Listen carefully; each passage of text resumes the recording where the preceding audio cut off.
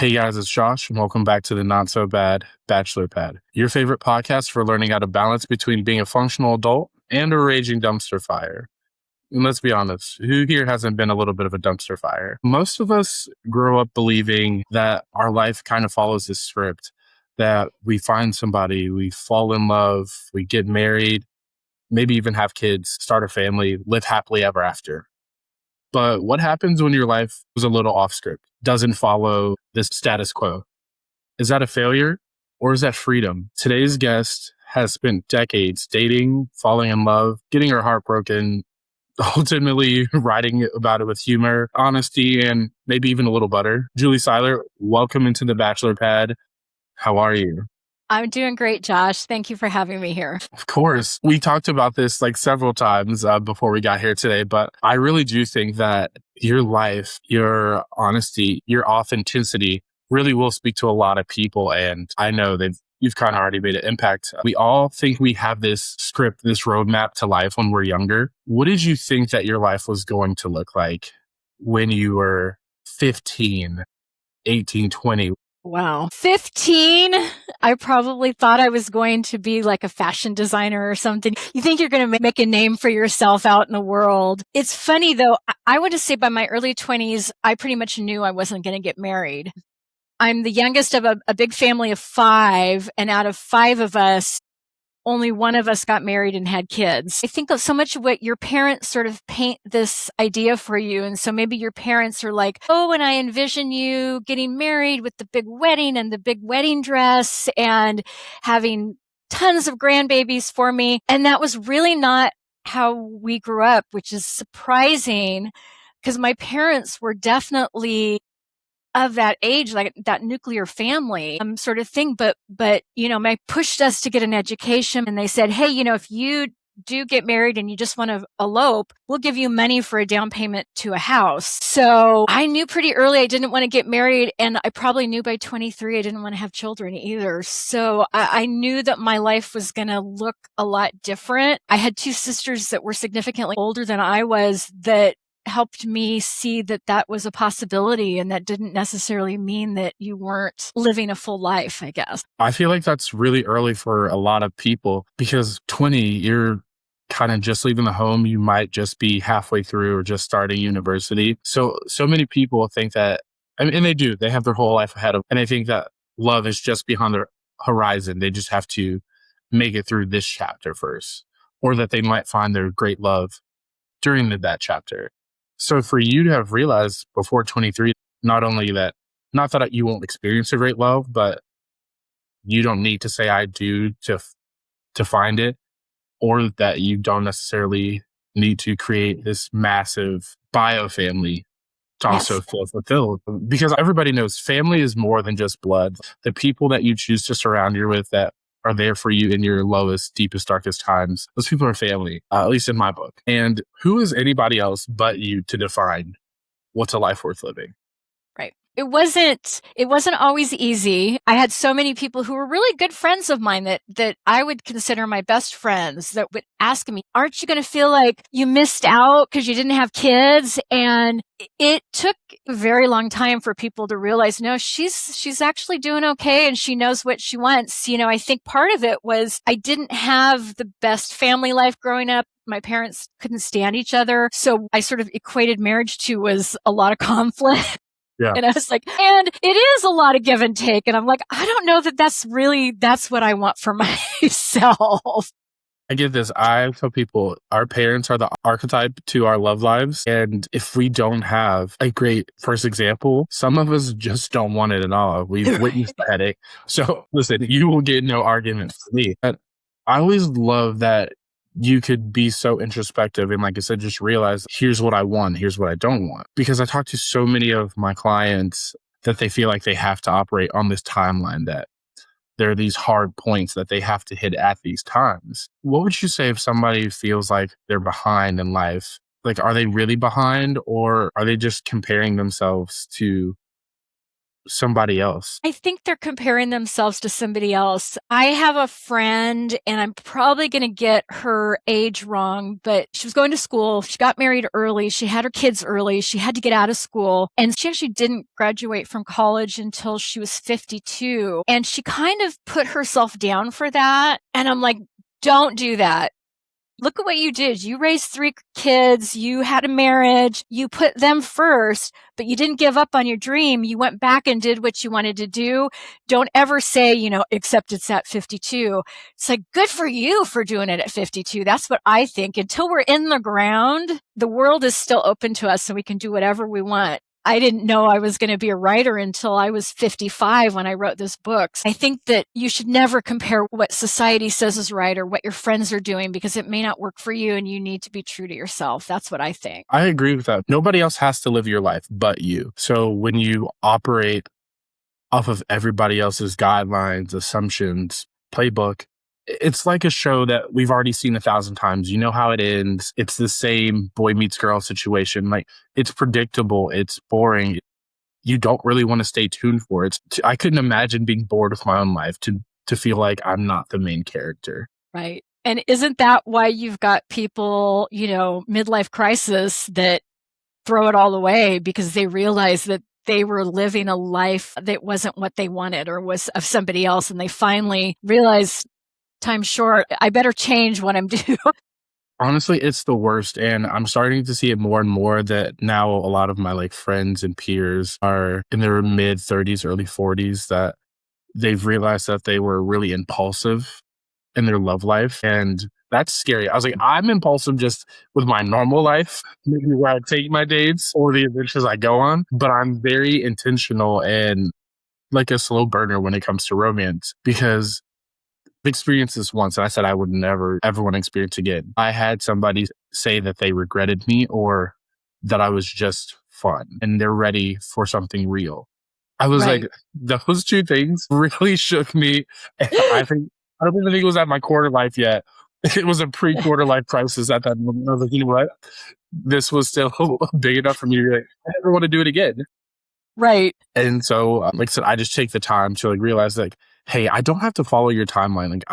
So many of my friends got married, I think before they were 25 or definitely before they were 30. And now they're early 30s and they're using words like stale, stagnant, or some of them are even divorced and separated. And so I was like, sure, you want a love that burns bright, burns intensely, but you have to be careful with those fires because sometimes they sizzle out really quickly too. They do. They burn brightly and then fade. And I'm going to say that I didn't decide, at 22, 23, I didn't decide I will absolutely never get married, but it wasn't something that I saw myself doing. And then when I would have significant relationships where I definitely was in love with that person, I would think, but could I see myself 20 years from now with that person? And that would sort of stop me and maybe back up. I may love that person and love the time with them, but I'm not sure that I want to see that person when I'm in my 70s or something like that. It's a long time. I was like, forever isn't in a blink of the eye. Right. Contrary to popular beliefs. That kind of brings up a good question of, the name of the show, the Not So Bad Bachelor Pad. What is your current relationship status? Are you still single and searching, or have you found a person that you're happy spending these days with right now? Right now I am single and not searching, actually. Prior to this, I had a relationship for 4 years with somebody that was probably one of the healthiest relationships I've ever had. It was just really great. I think writing the book that I wrote helped me kind of see what I really needed versus something shiny. And it helped me get a relationship that was really we really connected. But he moved away. We did long distance for a while. And it just really, after a while, it just wasn't working anymore. And I have so much going on with my life right now, promoting the book. I'm trying to write another book right now, doing other stuff that I don't think I need a relationship. I think I need to just, if somebody popped up that I thought was great, it wouldn't stop me from doing it, but I'm not searching at all. I mean, that's real. I don't like shutting doors. I'm open for any relationship when I am searching. However, sometimes it's fun and I enjoy it and I need to just be by myself, especially when you're focusing on new projects, starting a new chapter. I could never imagine being a serial dater or a serial like relationship person that just has to go from one to the other to the next. Like you just can't be alone. Yeah. Just even thinking about like just constantly dating new people or like giving away or giving access to myself like that seems draining. It is, especially if you connect with somebody and it's the first blushes of a romance, the limerence, you push all your other stuff aside. I love baking and I try to get in the kitchen a couple of times a week. But all of a sudden, you got a new romance and all that stuff gets pushed aside because you're dating them and you're going out and you're spending the night at their place and things like that. I'm okay taking time for myself right now. I do want to address it because we were just talking about being in the kitchen and you have mentioned you've written a book. Yes. So let's talk about that book. Brought it on.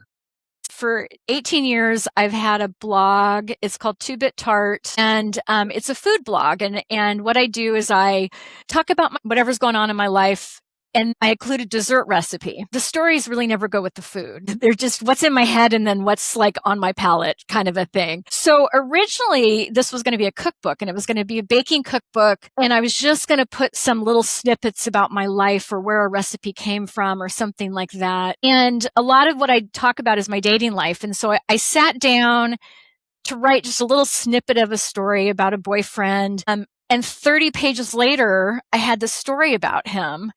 And then I did it again and it happened. And really, the book decided it wants to be a memoir with recipes, not a cookbook with little stories. And so it really told me which way it was going to go. And I didn't know if I could do it. I didn't know if I had it in me or not.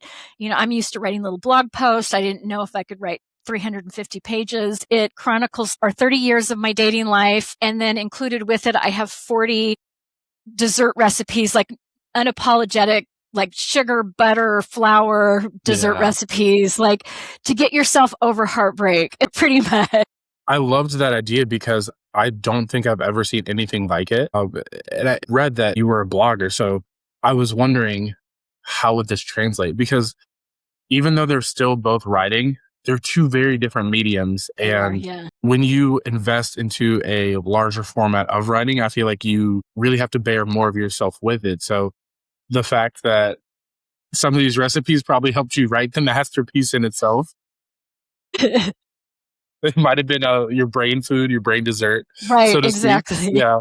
It kind of took almost everything out of me. Like my blog posts, I feel like are much more boring than they used to be because I've told all the juiciest stories in the book. And so now my stories on the blog aren't quite as fun as they used to be. I got to get myself into some more shenanigans so I can start blogging again. Sometimes I do just engage in activity for the plot. Right. Okay. That's true. I was like, you can only have so many slow chapters before you got to rev it back up. Otherwise people will close it. Speaking of getting back out there, I feel like you're not shying away from it. You're owning it up. Some people like to, I'm not saying you don't do this, but like some people like, this is like my 5th time turning 30. You're like, no, I've been dating for decades. Like I'm wearing it. It's like a badge of honor. So you have a lot of perspective that we can share with my audience. Dating through the decades, I know it's changed, but there's some things I feel like that just stay the same, or for better or worse, that's just kind of how it goes. So what's like one of the biggest lies that you think that women tell themselves when they're dating? I think part of the larger lie that they tell them is that dating or a relationship has to be a component of a fulfilling life. I think that, you're like, okay, my health's good, my job's good, I'm making good money, but I got to get on that relationship thing. I got to get out there. I've got to get on the apps. I don't know that you necessarily need to do that. I'm all about building yourself a life without that need to have a relationship. But I think in dating, if you are looking for a relationship and you are dating, what I've recently seen with some of my friends is that, you may be upfront about what you're looking for, and you may be upfront with the kind of person that you are, and your photos may, be up to date, but don't necessarily rely on that other person to be that forthcoming. There's been 2 situations, I would say, within the last couple of months where I've had friends that aren't used to doing the deep Google dive into somebody that they're going out with. And then I've talked to them and I'm really good at this. After dating for 30 years, I'm really good at finding out your shit. And I'm pulling up stuff where they're getting catfished, or the guy's got a lawsuit, or that's not a pretty lawsuit kind of thing. And so unfortunately, if you're a woman and you're on the apps, I think that you need to be a little skeptical about who's on the other side of it. I mean, I hate to say that. I know there are good people out there. I know that there are guys out there that are good, but you never know what you're going to get. No, I wish dating was easier, more transparent, but it is a big charade at times. It's like the Wizard of Oz, like, don't look at the man behind the curtain type ordeals a lot of the time. Just being honest. Would you say that lie that women have told themselves, that you need a relationship to have that fulfilling life, do you think men are asking themselves or telling themselves that same lie? Don't want to come off sounding misogynist, or not, sorry, that's actually not, that's the wrong way of saying this. I don't want to bash men, but I think for a lot of men, sort of those traditional roles, they get a lot more out of the relationship. I mean, I would hope that men are telling themselves that they're really working on themselves, and they're working on making themselves happy, and they're building relationships with other men, because I know that that's something that men struggle to do sometimes, is really connect with other men. If you do all that, I feel like any relationship, then you do find both of you are going to be healthier people. If you're you're not just waiting for the next one or trying to get the next one, that you're happy with who you are, you've been working on yourself, all it's going to do is improve whatever relationship you do have. Yeah, and I think anybody who's listening to this or watching, if you're over on our YouTube channel, if you are, don't forget to leave a like and subscribe. I think they are concerned about investing into their relationships. My first motto kind of for the show was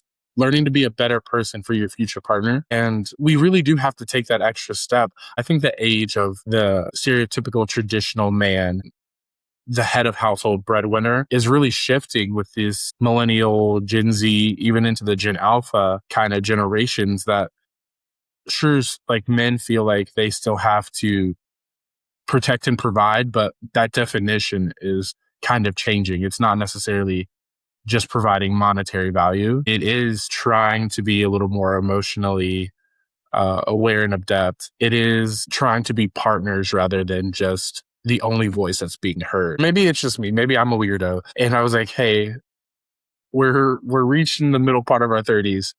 Maybe we should think about settling down, because for some reason, our society's so kind of ingrained to treat your value based on your relationship.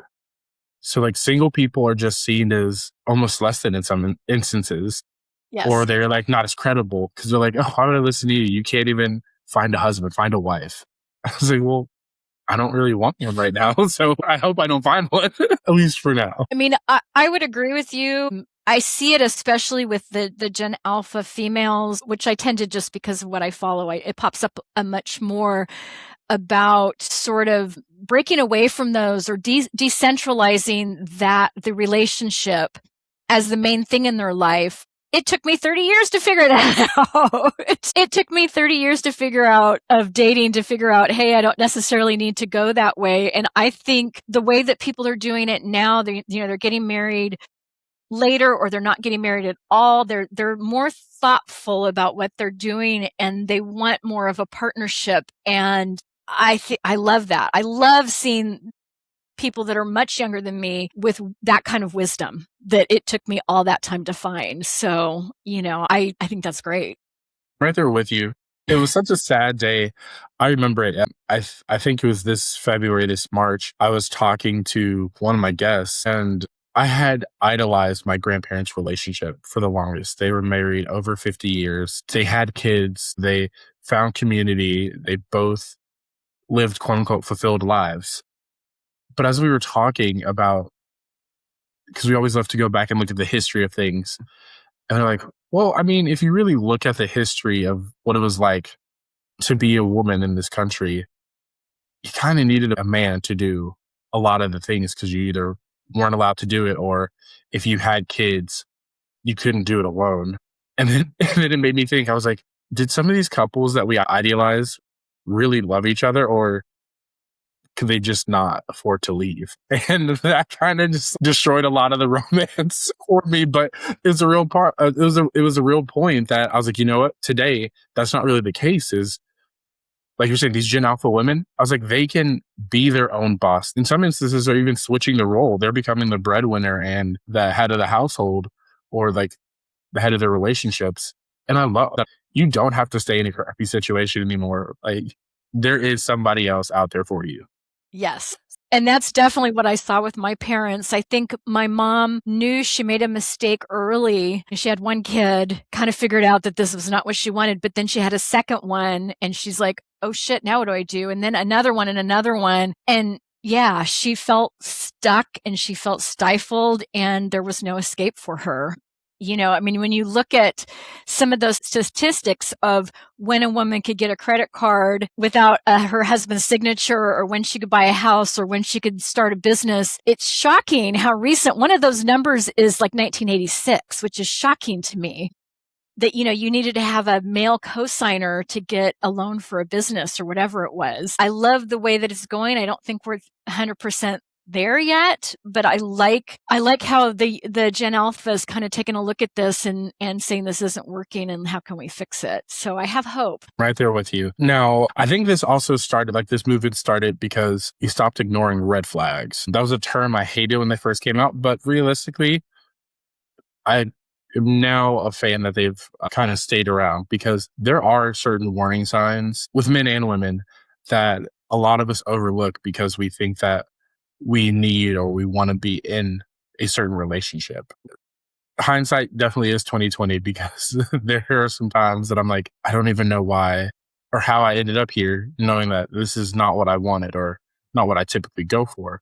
But I'm pretty sure you've been in a relationship or two where you're like, you know what? Yeah, this really wasn't for me. Like I probably shouldn't have ignored this flag. Thousands of them. I have two thoughts on that, actually. One of the things is those things that are yellow flags when it's early in the relationship are usually red flags by the time you're a couple of years in. So some of those things that are just like, oh, he's so, you know, whatever. He just gets so mad so easily, or he just can't seem to get organized and I have to do all of my organization for him and things like that. And you think it's cute and you're helping him out. A couple of years in, you're like, oh my God, this guy cannot plan anything. And it's frustrating. And I feel like maybe those yellow flags don't need to be red flags, but they need to be maybe orange flags, knowing that if it bothers you now, but you think it's cute, it's probably going to really bother you later. And then my other thought on this is actually in my early 50s, I dated somebody, and doing my Google sleuthing, I found some things online about him in the sort of incel alpha bro community. It went so far away from what I knew him to be. I ignored it. I said, you know, actions speak louder than words. And lo and behold, he was posting stuff in that community up until we started, like before we were dating, but up until we started dating, I found stuff. And you don't change, you know, a leopard doesn't change its spots. And that was a big old red flag that I chose not to see, because I just really thought that this was like, it had been a while since I had a serious relationship and I thought he was great. And I just wanted to have that relationship and didn't want to look at what was right in front of me. And I will not make that mistake again. But this was relatively recently in my dating life that this happened to me. So it's a learning process. I had never had that happen before. So that was a new one for me. I believe it. I feel like a lot of the times the reason we go against our intuition isn't because we don't trust ourselves. It's because that we want to make the square piece fit into the circle hole. Like so often we think that these pockets, these sparks of chemistry that we have with a person means that we're compatible, but chemistry and compatibility aren't really a one-for-one translation. You take this person that you don't really know well, and there are maybe 10 things where you think that, you know, You like, so then all of those other things that you don't yet know about them, you fill it in with your own belief that they're going to match up. And 9 times out of 10, they don't, they don't match at all. And you can't, you have to say and head on to the next one. As much as we wish we could really build a bay, like craft our perfect partner, fortunately, it's not how it works. I was like, we just have to kind of select one and hopefully we pick a good one. It just doesn't look good. So often, we was like, she looks good on paper or just physically. And then you get into it, and then a month later, a week later, a year later, you're like, yeah, those beige flags, maybe we should have addressed them. Yeah. But you've kind of set the precedent that like the behavior is acceptable now. So you're like, well, if I bring it up, is it going to be like I switched up? Because that's happened to me. I was like, I feel like too much time has passed and I've kind of condoned the behavior for so long. How do I bring this up? Because the first time I did it, they're like, well, you noticed who I was, or I've been doing this for the last 6 months. Why didn't you say something then? And you're like, you're bringing up a valid point. However, no, I want to address it now. Right. The first 2 times you did it, it was fine. Now that you've done it 25 times, it's now an issue. I thought it was a fluke, but it turned out to be a pattern, and I want to address it. And I'm glad that we're starting to have that conversation more and more in my relationships, to be like, I'm all about giving people a grace and giving them the benefit of the doubt. But once you consistently show me that it's intentional or this is who you are, then I think it's fair to be like, hey, we need to reassess some things because the benefit, the grace I had given you wasn't necessarily deserved because this is what you were doing. Talking the talk, that's the easy part. It's actually walking the walk and applying it. That may be a little harder for some people. It's always hard to have those difficult conversations or choosing to step away, knowing that long-term it's not the best thing for you. That is tough, but in the long run, you will appreciate yourself for it. But I'm not going to act like it's all roses walking away, ending any type of relationship, especially one where you were excited or invested in. So for me, I like to add a new song to my breakup playlist anytime I end a relationship. In case you're wondering, it's about 6 hours long now. I was going to ask. Yeah. It doesn't grow too much longer, but no promises. But for you, somebody who has an affinity of love for baking, for just being in the kitchen, is there a sweet treat that helps you get through a breakup? Always. Yeah, that's definitely part of the process. I think a lot of it depends on how the breakup was. Okay. So anytime it's like, if it's a bad breakup, like it ripped my heart out. I love going in the kitchen to make bread. And I don't know if you bake at all, but baking bread is a very physical thing where you're having to knead the dough for 10, 15 minutes. And so you can get a lot of frustration out in the kneading process. But then when you bake bread, the house smells so good. And by the end of it, you have this loaf of love that you've created that you can, make toast and slather with butter or make French toast with. So for me, that just kind of screams kind of happy home and getting back to me and getting back to what I love. That is definitely my go-to. I have actually heard that people like put so much emotion into their kneading because it's like a healthier way to vent. Yes. Than maybe tequila or, picking a random fight on the street. And I can see the benefit to it. Plus, I do love the smell of bread. So I see the positive. Yeah, I mean, I grew up, my mom used to bake bread all the time. So I remember coming home from like elementary school and smelling like freshly baked bread. And to me, that's its comfort. So I'm getting out my frustrations in the kneading, and then I have something that gives me comfort afterwards. So I definitely love that. I live alone. When I do bake, I share with my neighbors and I share with my friends. So that's like after a breakup, that usually helps as well for me. Being able to like bake something fantastic and then just sharing it with the people that you love. If it's just a bad date, I have some cookie recipes that you can bake up pretty quickly, like less than 20 minutes. You've got fresh baked cookies. So when it's just a bad date, I just need something like, it's like the edible pacifier kind of situation, and I can watch Netflix and eat my cookies. I'll do that as well. So I kind of have a dessert for whatever I'm feeling in my head at any given moment. I love that. And I want want to create a scale from chocolate chip cookie to family size sourdough, like how Yeah. that was the breakup. I'm going to give a couple scenarios and then I want you to tell me like chocolate chip cookie or a bread type of breakup. Okay. Okay.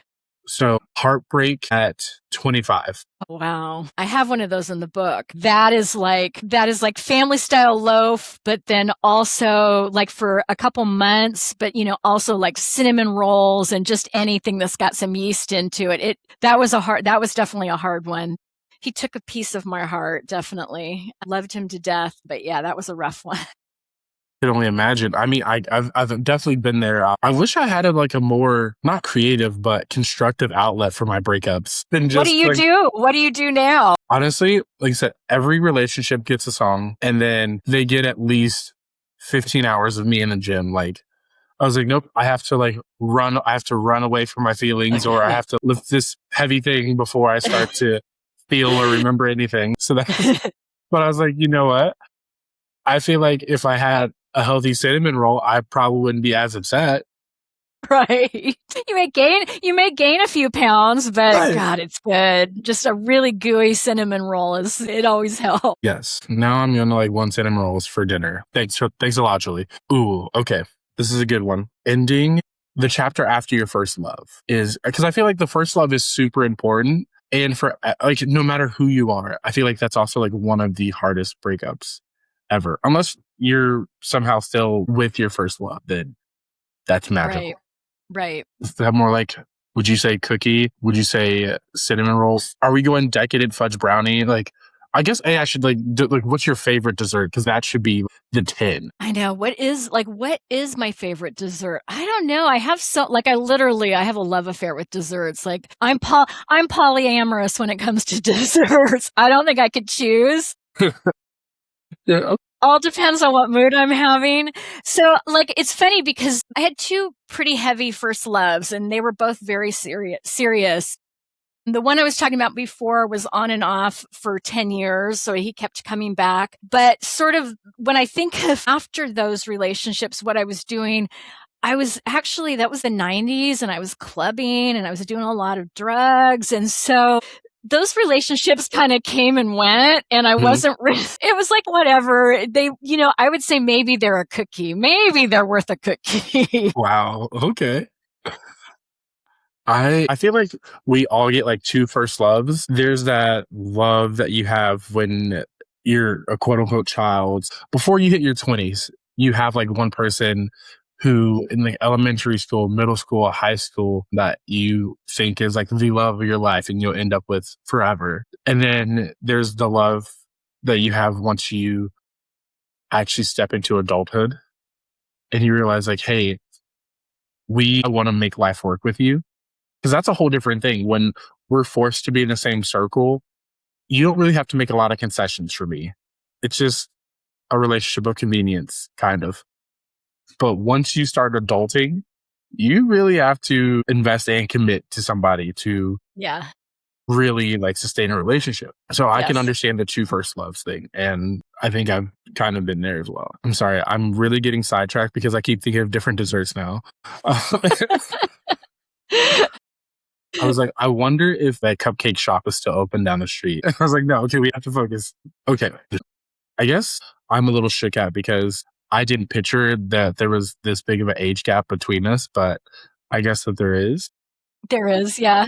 I was like, I don't mind feeling like the baby sometimes. I'm 59, so I like looked at the profile. I was like, oh wow, she looks great. I'm sitting here thinking that it's probably just like 10 or 12 years, like somewhere in her like early like 40s, early mid 40s. And you're like, no, like I'm about to knock on 60's door. Well, hey, congratulations for like that. I love you for that. Thank you. I guess those desserts have like kept you looking good because I didn't know. Maybe it's not getting married and not having children. Maybe the lack of the stress. No, I get that. But I would imagine like some people assume that being single at 55 or 59 now must either be lonely or like one of the most liberating things ever. So let's get into that for you because I've met so many people. I've had so many people on where it's kind of like they're like marriage was the best or worst thing that ever happened to me, but nobody talks about the single life. Like, why is that not also the best thing that ever happened to you? So would you say that you feel super free and liberated right now, or that you feel lonely? I definitely feel super free and liberated. I don't think my choice is everybody's choice. I mean, there are people that I think they have to have like daily contact with another person, and I completely understand that. That's not me. So I can do it. Like I have a really great group of friends that I see probably at least twice a week. I'm actually retired as well, so I don't go into the office and see people there, but literally I can do whatever I want every day. I'm not worried about anybody else. I'm not worried about somebody saying, do you really want to spend that kind of money on that trip? I'm not concerned about I can get dressed in the morning and I can wear my pajamas all day. I can have cereal for dinner if I want, or I can make my favorite gourmet meal. I don't have to worry about somebody else, like their likes or dislikes with food. So I feel like my life is extremely rich and I really don't have to worry about anybody else. And right now that works for me a lot. It definitely works for me. That is also one of my favorite things about being single, or being a bachelor when I'm in that state, is the lack of having to compromise Yeah. is so freeing. I could say I don't know, and that's not a problem. What are we having for dinner? I don't know. I'll figure it out. Yeah, I whatever. don't have to put much thought into it. However, when you're in a relationship, I don't know. It really isn't a functional answer. And then Right. somebody's going to get hangry and it's going to lead somewhere. Yeah, exactly. I don't know. Well, what do you mean by that? Look for yourself. Exactly. Like, what do you want? Like, you eat what you want. I'll get what I want. Like, we're not going to have dinner together. Or when I'm ready to go to bed, I don't have to be like, are you ready to go to bed? Do you want to go up together? Like, I was like, nope, I can just lights off, PJs on, pillow fluffed, knocking out. Yeah, exactly. You can watch what you want on television, then you can go to bed whenever you want. So I mentioned earlier about my last serious boyfriend that had moved away. And for a long time, we were looking at actually buying a house where he moved to. And we looked at various houses together. And a couple of times, we looked at 2 houses on a lot. And to me, that was like, yes, that was perfect for me. We come together when we want to hang out, and then we just go to our separate spaces. And that was my vote, was like, yes, that would probably be, if we're going to make this work, I think that's going to probably be the one that has the least amount of friction for me, because I have lived alone for so long. I'm pretty comfortable with it, and I really do enjoy my alone time. We've mentioned countless times throughout the seasons that couples living together in the same room is actually a more recent kind of trend in the history of humanity rather than the status quo. I think like it was around the time of the Great Depression where people couldn't afford a lot that couples started like moving into the same bed. Otherwise, they had like separate beds, and some couples even have separate rooms. And so I love that some couples are bringing that back to having their own rooms. And sure, some nights you might sleep with me, I might sleep in your room, or we have a third room that's for us when we want like lovey-dovey time. The fun room, yeah. Right, yeah. And I was like, you know what? Honestly, I'm in the same boat. I have never lived with any of my partners. Like, we've spent time together, we've done trips, but I've never lived 365, 24/7. And so I think that would be such a hard shift for me now, 30 plus years in, to give up that autonomy. So I would think that if I ever did make it to that step, I would want a place big enough where we could have our own spaces. Yeah. Because it's not that I don't love you, but I love my peace. Maybe just a little bit more. Yeah. You only get more set in your ways the older that you get. So by now, I'm like, I just can't. Okay. I have one last question for you. Okay. What did dating teach you that no relationship really ever could? I think it took me actually laying all of it out in the book. So it took me taking 6 serious relationships, but then also a ton of just first dates or short relationships, and me laying it out for me to see the pattern. And that pattern was that I tended to date artists, writers, musicians, people who were artistic, because I didn't feel like I had the artist in myself. And so I was the hanger on to all these various artists to get that part of me fulfilled in a way. And if I'd had just one relationship, I don't think I would have caught on. I didn't even catch on until I actually laid it out, and there was this aha moment. And then this claiming for me or reclaiming for me that I am an artist, I'm a writer, and I'm also a baker, and that is my art. You know, that is literally my studio where I practice and I play and I make beautiful things and I screw up as well. And it took me all the way up into that book for me to see that and then realize that I don't need to find that kind of a person outside of myself. It's within me. And what I really need is a different kind of person to be my partner. I mean, they can still be that, but that's not filling a need that I have here, a hole in me. I'm full, and that person can be a partner to me instead. Okay. I lied. There's one more question I'm going to ask you. Do you need somebody to be a taste tester? Because whenever you have big feelings, like, you can hit me up and I will gladly, I will help you out. I always need taste testers. I just made this huge cake that's got like multiple strawberry layers and almond layers and this whipped Swiss white chocolate buttercream on the outside of it. And I cut one slice for myself to taste test it. And then I have the rest of this cake in my refrigerator right now. And I'm like, what am I going to do with this? Why are you doing this to me? Sorry. I need you to just put that in the mail right now. Get it overnighted to Nashville so I can have that tomorrow. That sounds so delicious. I'm a sucker for a cake. I don't care what type it is, except for German chocolate. I will smash a cake. Okay.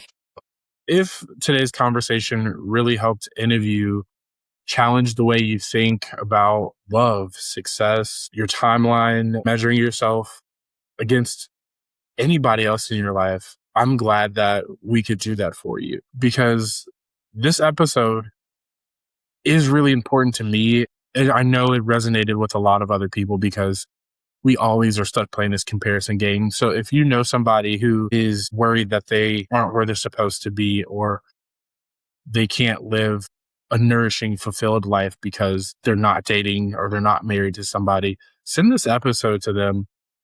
Tag them, mention them, leave a comment. And if you're new to the Not So Bad fam, please follow the show. It really does help us out, get to a bigger audience so we can help make an impact on more people, so that we can grow the fam, so that we can keep doing more fun stuff, getting amazing guests like Julie on the show. Leave a review and definitely make sure you scroll down to this link where you can pick up your copy of Julie's book as well, and maybe a couple of those delicious recipes she's been name dropping throughout. And like I said, Julie, thanks for reminding us that sometimes the life that you didn't plan for ends up teaching us and being the most fulfilling for us. Thank you for having me on here. This has been a great conversation. I've enjoyed it.